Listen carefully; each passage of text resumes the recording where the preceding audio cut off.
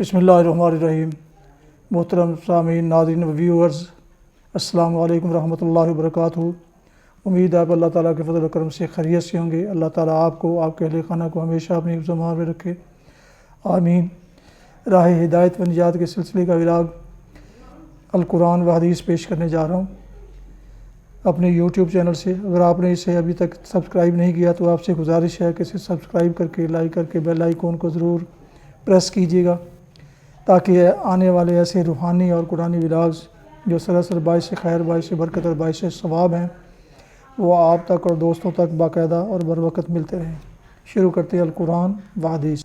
اعوذ باللہ من الشیطان الرجیم، بسم اللہ الرحمن الرحیم۔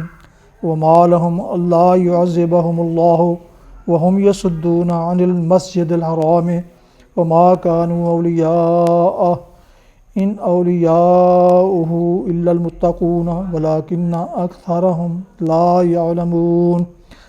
وما كان صلاتهم عند البيت الا مكاء وتصدية فذوقوا العذاب بما كنتم تكفرون۔ صدق اللہ العظیم۔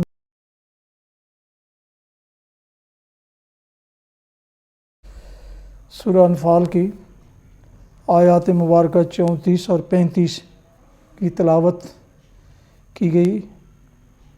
ان آیات کا اردو ترجمہ پیش کرتا ہوں۔ وما لهم الا يعذبهم الله وهم يصدون عن المسجد الحرام۔ لیکن اب کیوں نہ وہ ان پر عذاب نازل کرے جبکہ وہ مسجد حرام کا راستہ روک رہے ہیں، حالانکہ وہ اس مسجد کے جائز متولی نہیں ہیں۔ اس کے جائز متولی تو صرف اہل تقوی ہی ہو سکتے ہیں، مگر اکثر لوگ اس بات کو نہیں جانتے۔ بیت اللہ کے پاس ان لوگوں کی نماز کیا ہوتی ہے؟ بس سیٹیاں بجاتے اور تالیاں پیٹتے ہیں۔ بس اب لو اس عذاب کا مزہ چکھو، اپنے اس انکار حق کی پاداش میں جو تم کرتے رہے ہو۔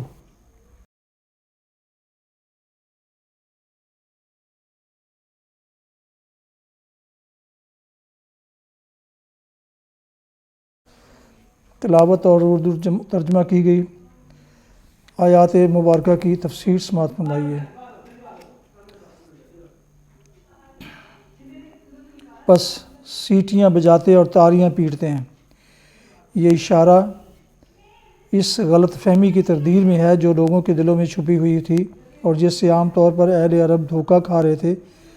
وہ کہتے تھے کہ قریش چونکہ بیت اللہ کے مجاور اور متولی ہیں اور وہاں عبادت بجا لاتے ہیں، اس لیے ان پر اللہ کا فضل ہے۔ اس کے رد میں فرمایا کہ محض میراث میں مجاورت اور تولیت پا لینے سے کوئی شخص یا گروہ کسی عبادت گاہ کا جائز مجاور و متولی نہیں ہو سکتا۔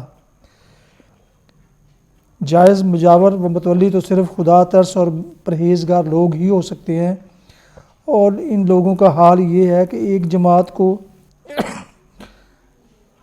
جو خالص خدا کی عبادت کرنے والی ہے اس عبادت گاہ میں آنے سے روکتے ہیں جو خالص خدا کی عبادت ہی کے لیے وقف کی گئی تھی۔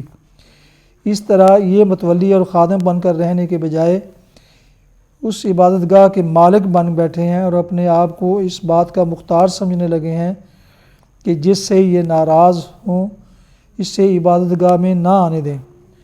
یہ حرکت ان کے ناخدا ترس اور ناپرہیزگار ہونے کی صریح دلیل ہے۔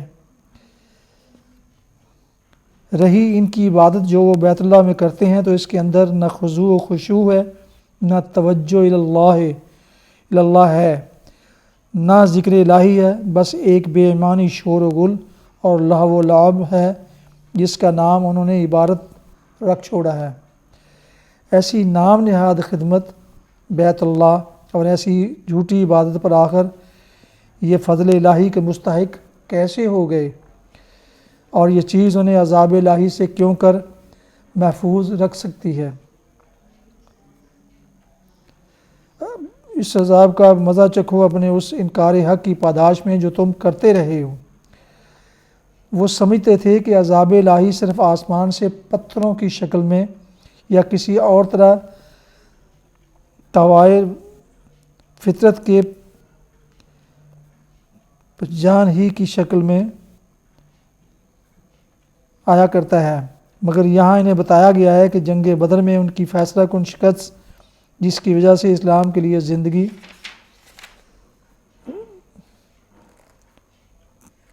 का और कदीम निज़ाम जाहिलियत के लिए मौत का फ़ैसला हुआ है। दरअसल इनके हक़ में अल्लाह का अज़ाब ही है।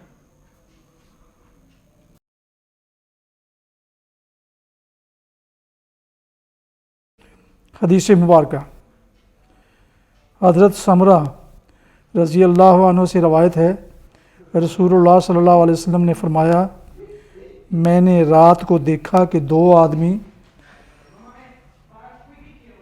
मेरे पास आए, वो मुझे दरख्त पर लेकर चढ़े और ऐसे घर में मुझे दाखिल किया जो बहुत खूबसूरत और नहायत शानदार था।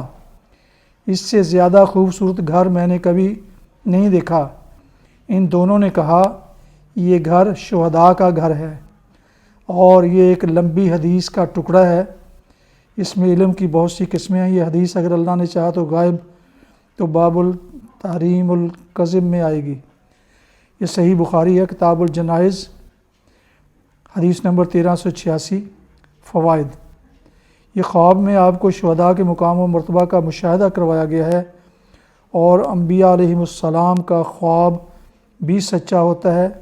दो आदमियों से मुराद वो दो फरिश्ते हैं, जिब्रील व मीकाईल।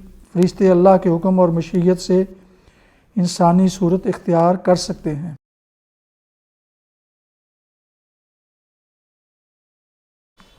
अभी आप सुन रहे थे और देख रहे थे राह हिदायत व निजात के सिलसिले का व्लॉग अल कुरान व हदीस, जिसमें आज सूरह अनफाल की आयात मुबारका 34 और 35 की तिलावत, तर्जुमा और तफसीर बयान की गई।